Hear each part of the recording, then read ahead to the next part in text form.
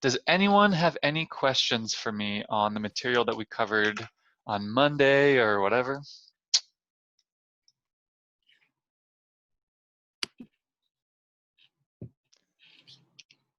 No questions. Everyone's comfortable with what's going on in class so far? Okay, great. In that case, I want to give a quick kind of summary of what we've done. So section 1 of chapter 1, what we did was we introduced propositions. Let me do something really quick. Yeah, I can refocus the camera. Let me take a look. Oh yeah, this is like impossible.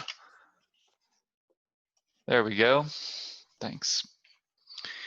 So the first thing that we did is we introduced propositions, and we introduced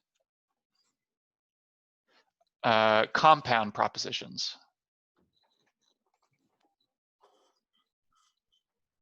So now y'all know how to take a collection of propositions, P, Q, and R, and make a bunch of complicated propositions using ands, ors, nots, implies, right? You have a whole bunch of ways of combining kind of atomic propositions into more complicated propositions. And our main tool here, main tool to analyze, is that how you spell analyze? There should be a Z, right? Analyze the truth values is via truth table.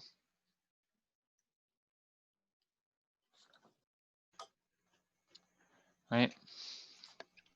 Okay, we skipped over section 2. So section 3,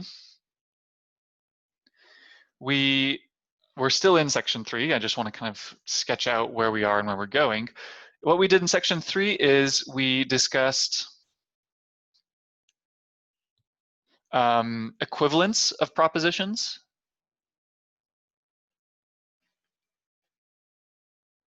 Or logical equivalence.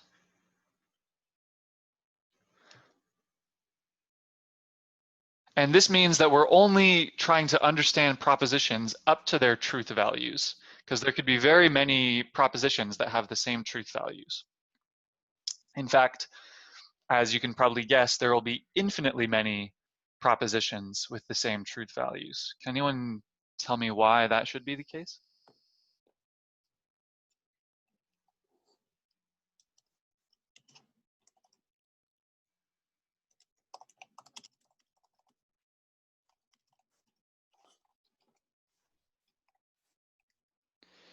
Yeah, essentially it's because propositions can get more complex, infinitely complex. Exactly. One basic example is propositions that you can build with P and not P, right? If I build a truth table like this, P, not P, not P or P, and not P and P, then the truth table here is true, false, false, true. Not P or P is always going to be true, true, true. Not P and P is always going to be false. These four are all possible combinations that I could possibly get in terms of having trues and falses, right? There are only two choices, and in each choice you can either have a true or a false. These four statements give me all possibilities. But then I can make arbitrarily long statements like P and, not P or, not P, implies, not P and P, right? Like you can just go crazy by building very complicated propositions, but if you're only building them out of P's and not P's, then in the end, this proposition will have one of the following four truth values, either true, false, false, true, true, true, or false, false, right? So you can have infinitely many propositions with the same truth values. So this is kind of motivating why we want to discuss propositions up to their truth values and then kind of use the more simple statements. What we're going to do next, so I'm going to spend some time today in section 3 doing some more examples. But what we're going to do next is we're going to do 1.6a. So 1.6a is arguments. So these are our first proofs. And arguments come from tautologies. If there are no variables, is the default false since 2 to the 0 is 1, 0 being the number of variables? I don't think we want to consider an empty proposition. I think we can only start with a proposition. I haven't given that thought though. That's an interesting question. I don't think you can give a truth value to an empty proposition. I'm not sure though. I'll get back to you on that. Okay, and so I just want to kind of, okay, and programming default truth value is false. Yeah, I can look into that. I'm not sure. So we're going to do 1.6a today, which is arguments, and then we're going to kind of loop back and do 1.4, 1.5, and then 1.6b over the next couple days. 1.4, 1.5, and 1.6 deal with essentially quantifiers. Okay. So in section 3, we discussed equivalence of propositions, and we also introduced a better way than truth tables to analyze propositions.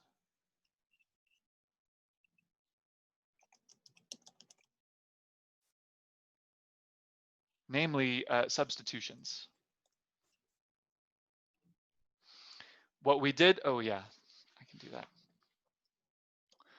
So the substitutions are essentially saying, instead of using a truth table to find the truth value of a particular proposition, you should use the big long list of logical equivalences that we wrote out to simplify a given proposition.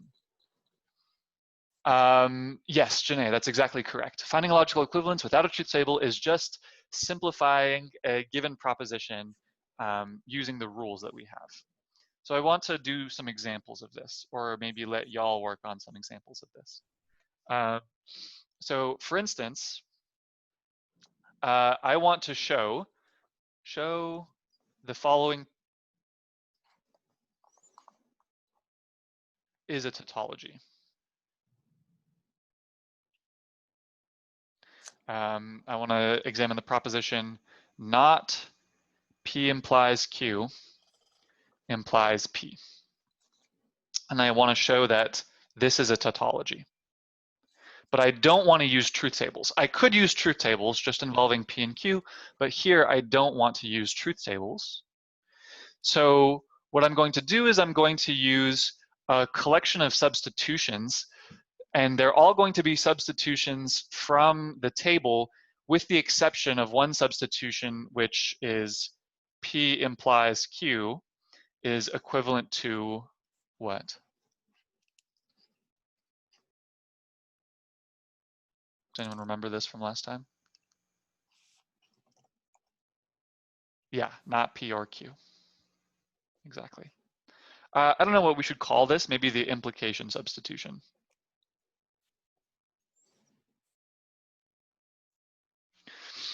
Okay. So what I'm going to do here is do a collection of substitutions. What do y'all think the first substitution that I should do on this proposition is?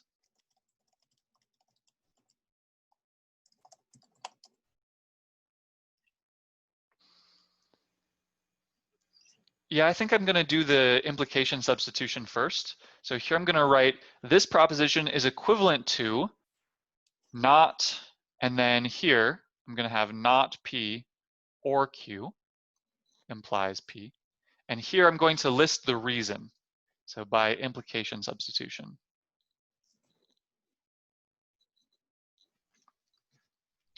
What can I do next to this proposition?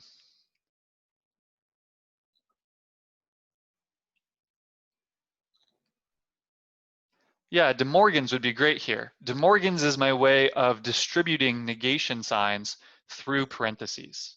So I'm going to use De Morgan's. And then what will that give me?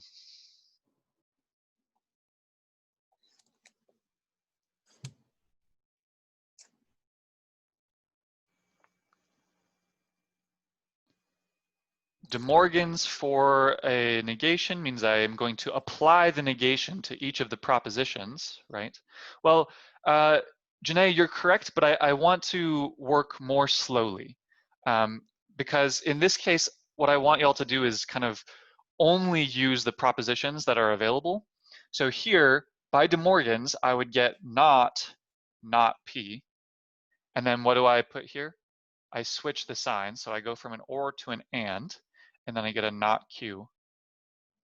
I'll put all this in parentheses, implies P. Right. Now, what can I, and all of you know this, I know that I'm moving kind of glacially slow and that y'all are on top of it, but what is the proposition that turns a not P into a P?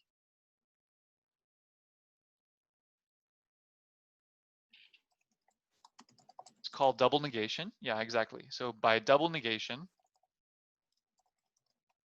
what I get is P and not Q implies P. Great. What should I do next?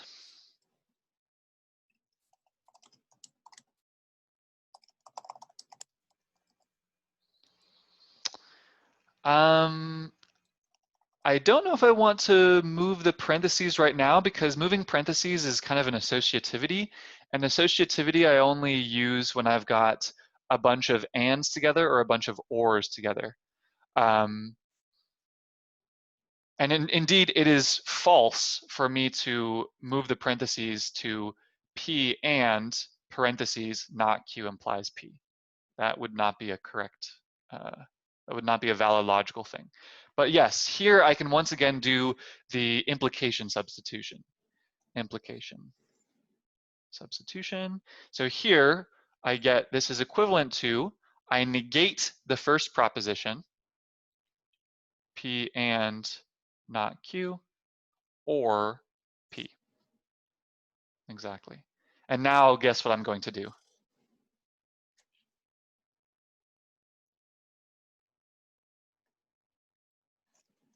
Another De Morgan's, exactly. I've broken down my implications into something with negating a compound proposition involving ands or ors, so I can use De Morgan's. So this is going to be equivalent to not P and not Q or P. And then once again, double negation. And this is going to be equivalent to not P and Q or P. And now I need more space, so let me switch things over. So not P and Q or P.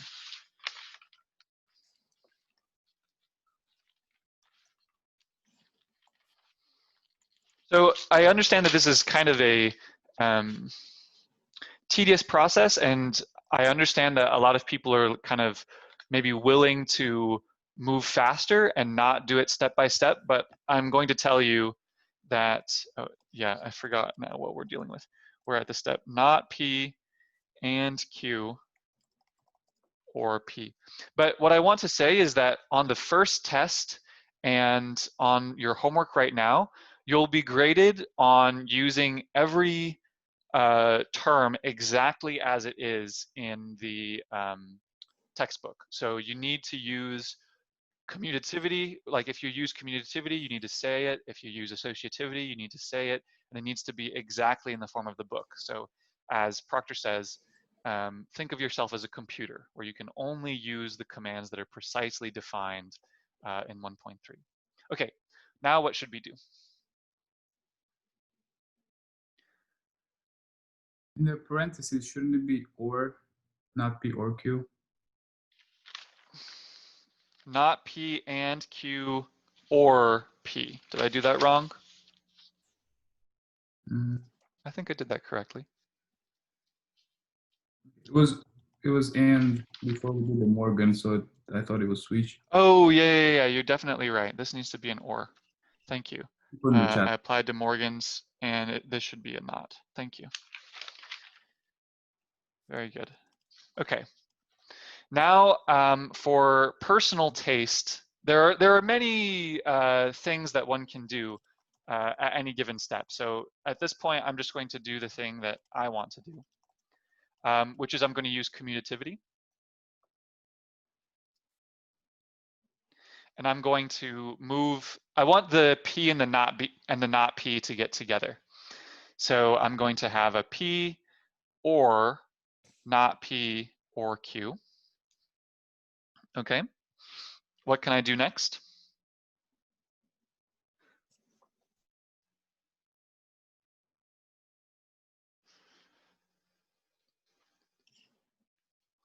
Yep, I can use associativity to move the parentheses. I can only use associativity because I've got two ors.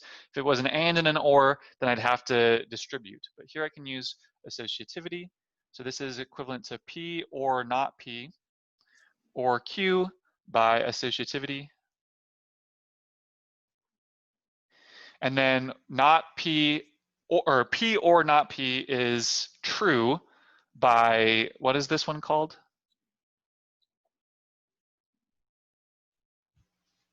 This one is this called something? I hope this is called something. It should be. Domination law? Combination, thank you. I think domination. Oh, domination. The translation from P or not P to being true, the next one should be domination, but this one should just be, let me see if I can find it. Negation laws. This is negation. And then here I use domination to get true. Okay. Would you mind repeating when we wouldn't be able to use associativity? Yes. In cases where you have something like P or Q and R, or P and Q or R, in either of these places, you cannot use associativity, and you cannot, it is not the case that this is equivalent to P or Q and R. What you need to do here is distribute this into the Q and R. So this P or Q and R is equivalent to P or Q and P or R. And another case when you can't use associativity is something like P and Q implies R, for instance. This is not equivalent to P and Q implies R. This is false. And a way that you can see that is by precisely using things that we know. P and Q implies R is equivalent to the negation P and Q or R, whereas P and Q or R is equivalent to P and not Q or R. And these two are not the same. So you need to be careful with your associativity and moving parentheses around. Essentially, what I'm saying is, despite things being kind of boring and tedious, at this stage in this class, I want you to be very, very precise and careful and write out every single minute step that you make. Things will get better after the first test in terms of what I accept for logic, but on the first test, you need to be extremely meticulous. Oh yeah, yep. Here's the first half. So when we look at two propositions that it's they're tautology. Do we have, so T has to be our final? Yes. So a proposition being a tautology means that it's logically equivalent to the proposition T. This is the proposition defined as being always true. Okay. So for contradiction, we would have to reach an F. That's correct. Thank you. How are we doing on time? 9:41. Okay. What I want to do is I want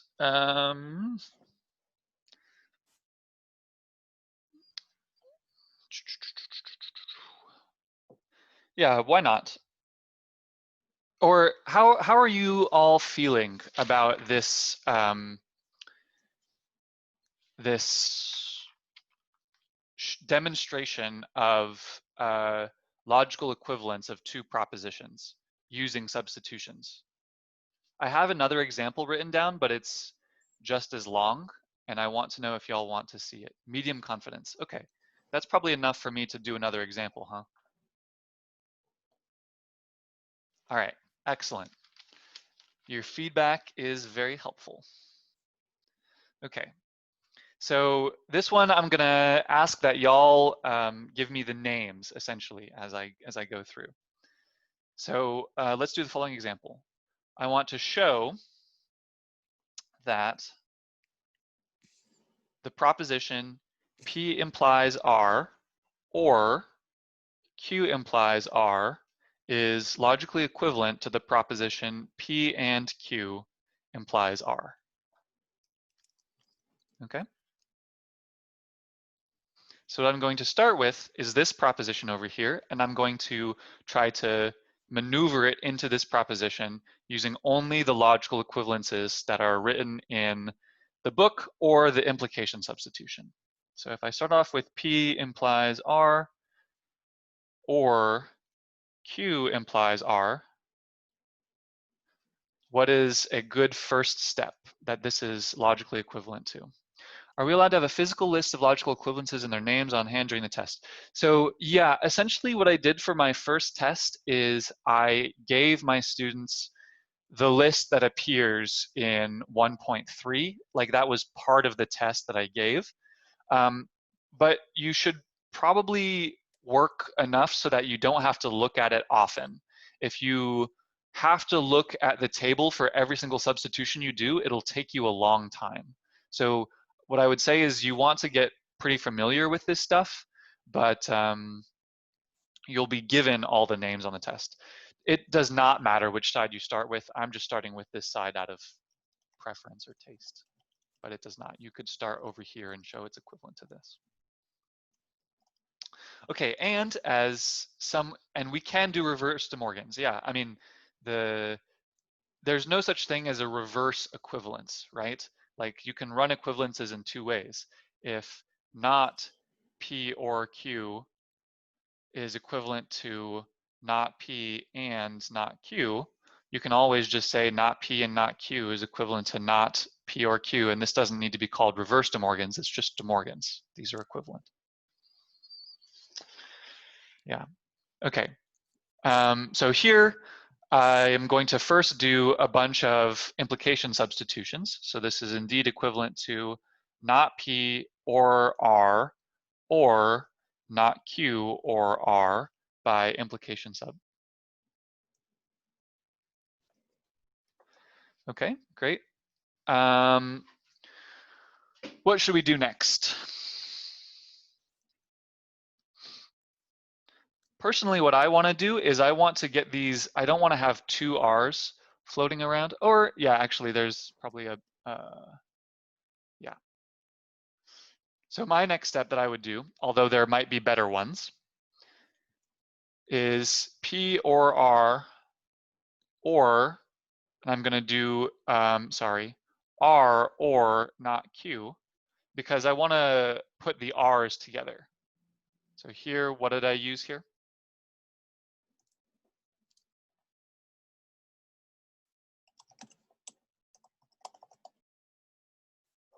I used commutativity here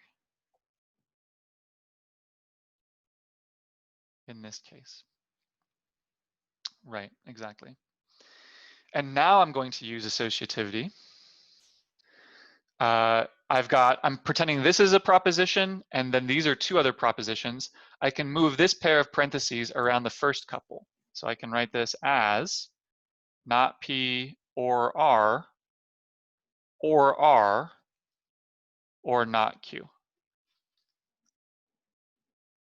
And here I used associativity. Do you all agree?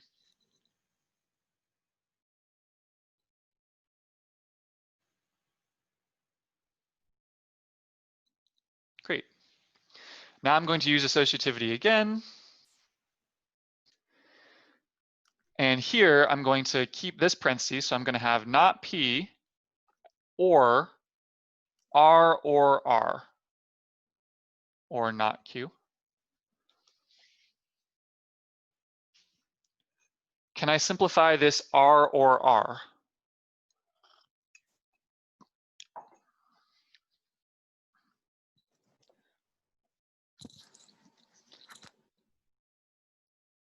This should have a nice, this is an idempotent law. So idempotent say P and P is equivalent to P, and P or P is equivalent to P. So this is equivalent to not P or R, or not Q. Okay. Now I'm going to use commutativity and associativity again, not skipping steps. So first I use commutativity to get a not Q or not P or R. I swap these two, commutativity. Now I can use associativity and get a not Q or not P or R, associativity. Whew, tiring, huh? Shorthand or abbreviate the step names. Yeah, absolutely. As long as I can understand and read them, and so can the grader. Here I'm going to use commutativity again because I want things exactly in this form, P and Q.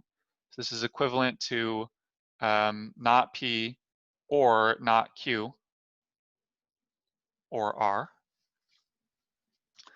Now what should I do here with the knowledge that I want an implication statement?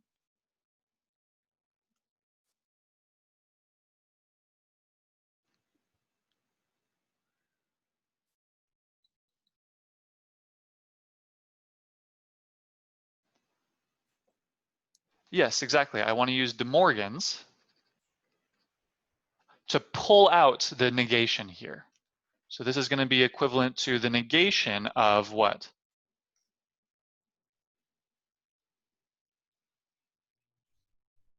P and Q. Exactly, P and Q or R. And now finally, I can do the implication substitution and go from a not proposition or R to P and Q implies R. So I've shown with a sequence of equivalences or substitutions that this proposition is logically equivalent to this proposition. I want to point out the following thing, that thus far it may seem as though the substitution method is not necessarily more effective or more efficient than the truth table method, but that's only because we're only dealing with two atomic propositions, namely P and Q. If we start getting into like 5 different atomic propositions, then substitutions quickly become more efficient than truth tables, because your truth table would be like, with 5 propositions, you'd have 2 to the 5th, which I believe is 32 rows, and that's just unbearable to do. But the substitutions will still be fine. Okay, does this proof of equivalence using substitutions make y'all feel a little more comfortable with this?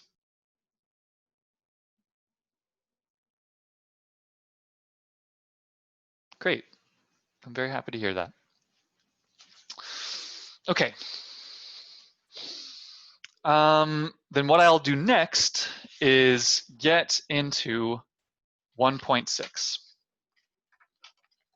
So now chapter 1.6a, and really what this is 1.6.1 through 1.6.4, or what I'm going to cover in 1.6a. Okay, so here we introduce proofs.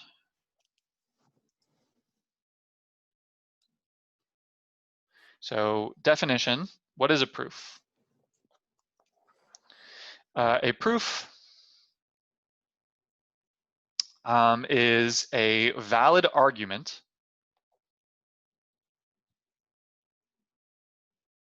that establishes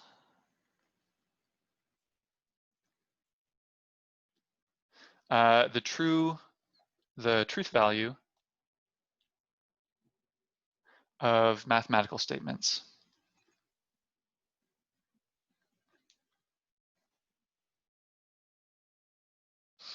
And in particular, what is an argument? I'm kind of doing this is not an acceptable definition because I haven't defined argument, but arguments are sequences of propositions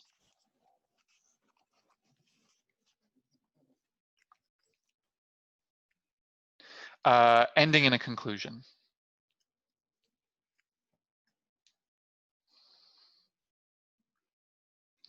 And so what I used here is I used valid argument. So an argument is valid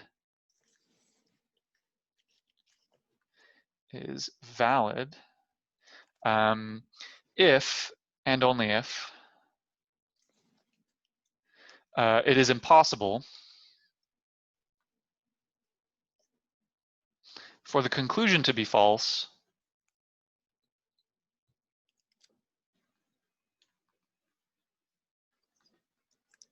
and all premises be true.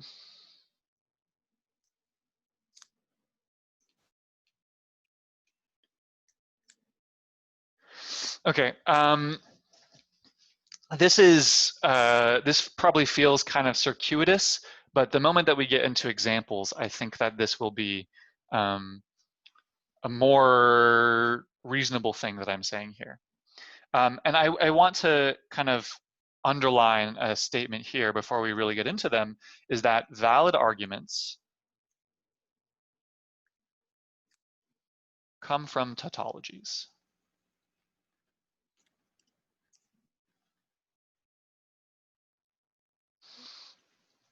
Okay, so here's our first example of an argument. If there is a pandemic,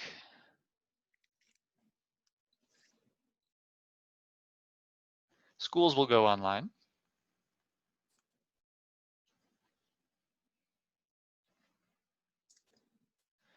There is a pandemic.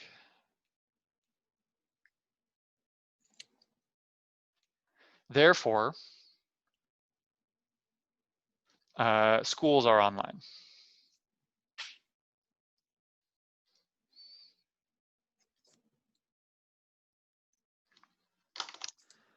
Okay, so the structure of this argument is as follows. There are two premises.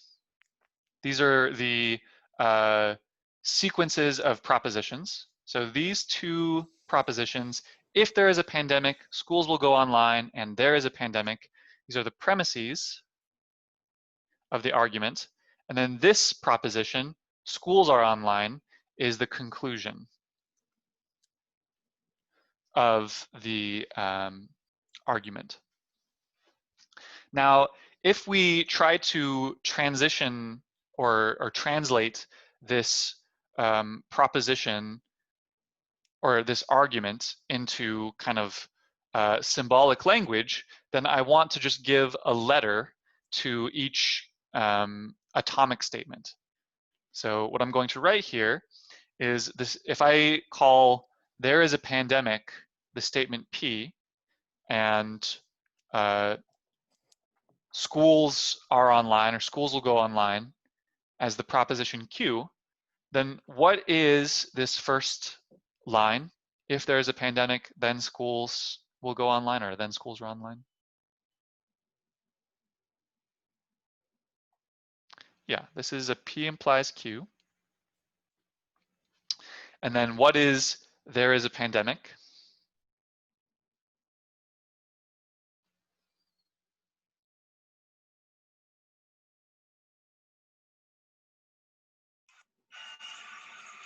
That's just P. I don't want to say whether it's true or not right now. I just want to like say that that is the proposition P. And then the conclusion, and these three dots represent therefore. What is the statement of the conclusion?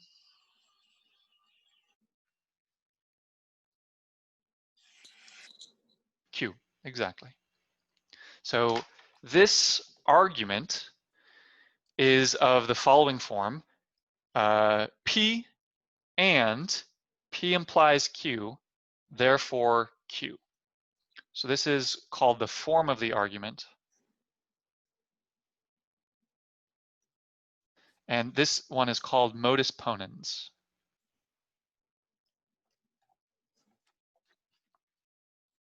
So what I want to kind of tell you is show you how this argument, let me say it the following way. What we want to understand is whether or not this argument structure or this argument form is valid or not. Is this form of argument valid? And to do that, what we have to understand is if all of the premises are true, is the conclusion true? And the answer is yes. If P is true and P implies Q are true, then Q must be true. And a way to see that is to transform this argument into the following proposition. P and P implies Q implies Q is a tautology.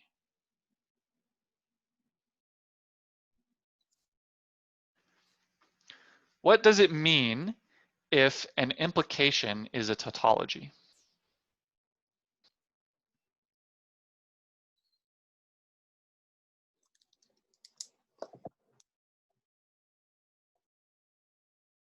Or put another way, when is an implication, when does an implication return the value true?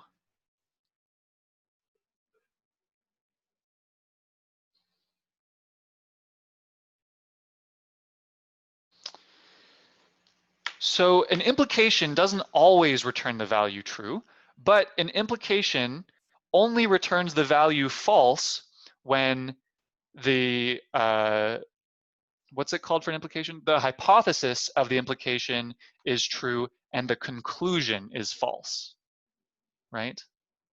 But that's exactly what we want to avoid. An argument is valid if and only if it is impossible for the conclusion to be false and all premises to be true. So what we're saying when we say that this is a tautology is that any time that P and P implies Q are both true, Q must be true as well. And we can prove that this is a tautology using our substitutions before. So using substitutions,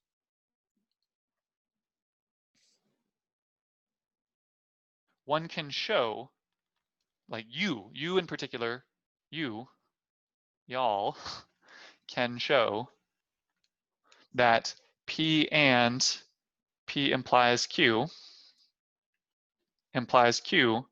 is a tautology. And if this statement is a tautology, that means it is impossible for the conclusion to be false and for the premises to be true.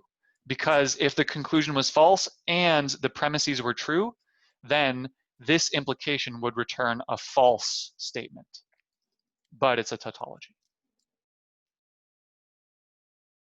Does this kind of make sense?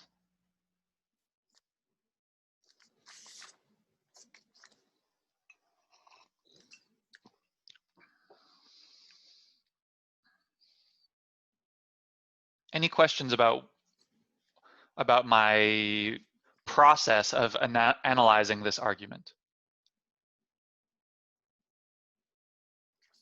So just to recap, this argument form called modus ponens is a valid argument form because it comes from a tautology like this. This we can show is a tautology, and since this is a tautology, it is impossible for Q to be false and for P and the statement P implies Q to both be true. So maybe I'll write this over here.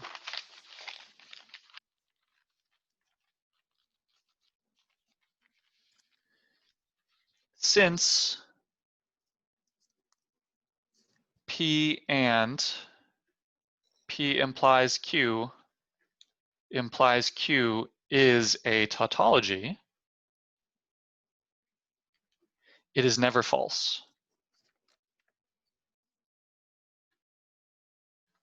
Thus, if P and P implies Q are both true, Q must be true. And this is exactly the statement of a valid argument form. Yes, how did I get P and P implies Q? I got them by doing the conjunction of these two propositions. I have a proposition P, and I have a proposition P implies Q. And my argument form is by taking the conjunction of all of these propositions upstairs. P and P implies Q implies Q. So another way to say it is if I go back to my original argument, this is the pair of propositions, there is a pandemic, and if there is a pandemic, schools will go online. And I can conclude from that one proposition, which is the conjunction of the two, that schools are online. Does that help, Angel?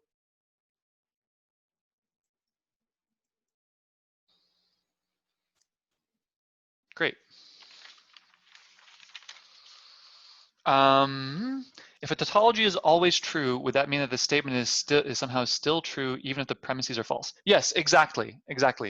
An implication, like this implication right here, being a tautology, does not mean that these propositions aren't false, right? These can be false, and then the implication is still true. That's fine. What a valid argument says is that I need to ensure that if these things are true, then this thing must be true as well. But it's perfectly fine to have these things be false and still have a tautology. In other words, I can get invalid conclusions from a valid argument form. So let me do an example of that, actually. Here's an example that comes straight from the book. So note,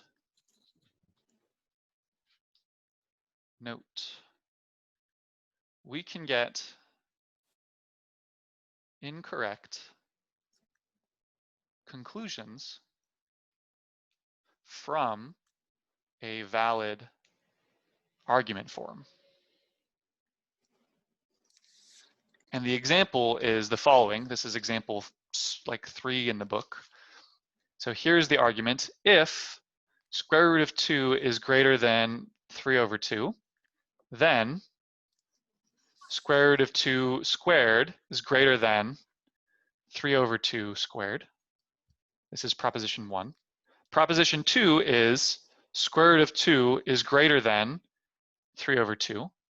And the conclusion of the argument is, therefore, square root of 2 squared, which is equal to 2, is greater than 3 over 2 squared, which is equal to 9/4. So this is an argument of the form P implies Q, P, then Q. This is modus ponens, a valid argument form. However, the proposition P is not true. It is not true that square root of 2 is greater than 3/2. So in this case, if you plug in a false proposition and then try to use a valid argument form, you will still reach a false conclusion. And this doesn't mean that it's not a tautology, because here, if I put in the truth values, P and P implies Q, implying Q, here the truth values of the propositions are false. Here this is true and false. So I have the proposition false and true implying something false, or in other words, false implies false, but this is true, right? An implication, if you start with a false, it's always going to be true.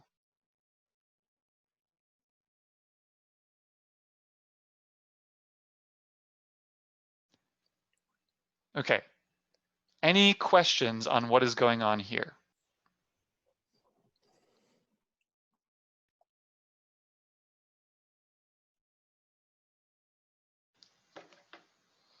Oh, it's 10:07.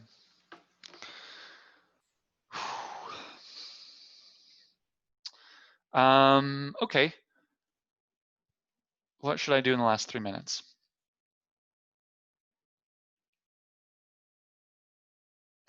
In the last 3 minutes, I will show you another valid argument form. So here, this is called modus tollens. This is the argument form that goes not Q, P implies Q, therefore not P. This comes, oh, will you be postponing any of the homework to help students who are in the process of moving and or sick? Ah, that's a good question.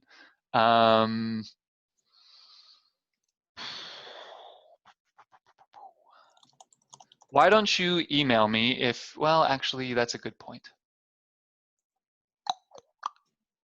Yeah, okay. Maybe I'll do yeah, okay. Y'all have convinced me. Instead of this homework being due Monday, it'll be due Wednesday. Does 2 extra days help?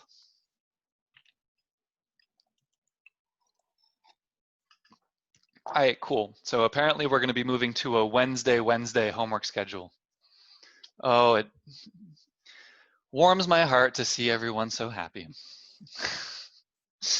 Y'all are doing the best of a bad situation, so good on y'all. Okay, I just want to get through this proposition before we end class. So this is a valid argument form. And it's a valid argument form because it comes from a tautology, namely not Q and P implies Q implies not P is a tautology.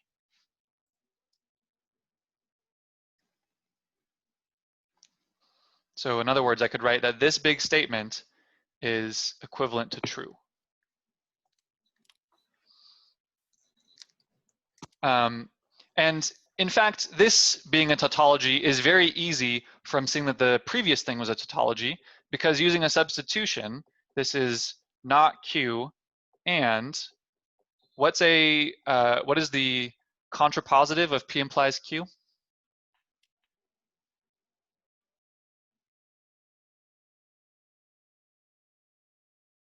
Not Q implies not P.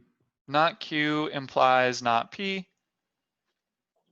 implies not P.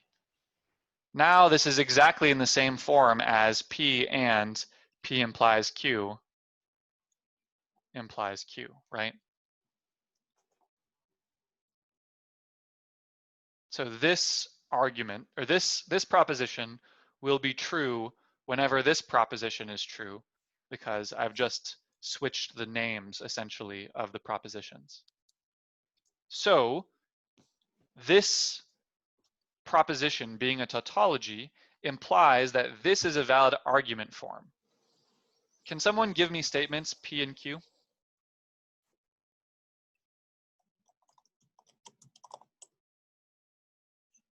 Water is dry. And then what's Q? 2 plus 3 is 5. So I'm going to make a valid argument out of these. So 2 plus 3 is not equal to 5. And if water is dry, then 2 plus 3 is equal to 5. And then the conclusion of this is water is not dry. This is a valid argument form called modus tollens. And what does it mean that this is a valid argument form? It means if this proposition is true, that 2 plus 3 is not equal to 5, and if this proposition is true, if water is dry, then 2 plus 3 equals 5, then the conclusion, water is not dry, must be true. It doesn't force anything if either of these propositions is not true.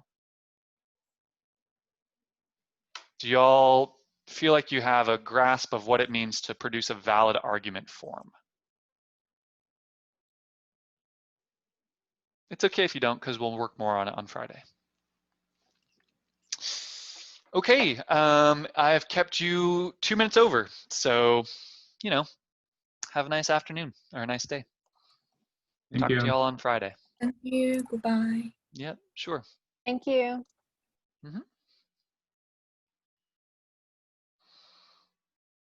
So long. Yep.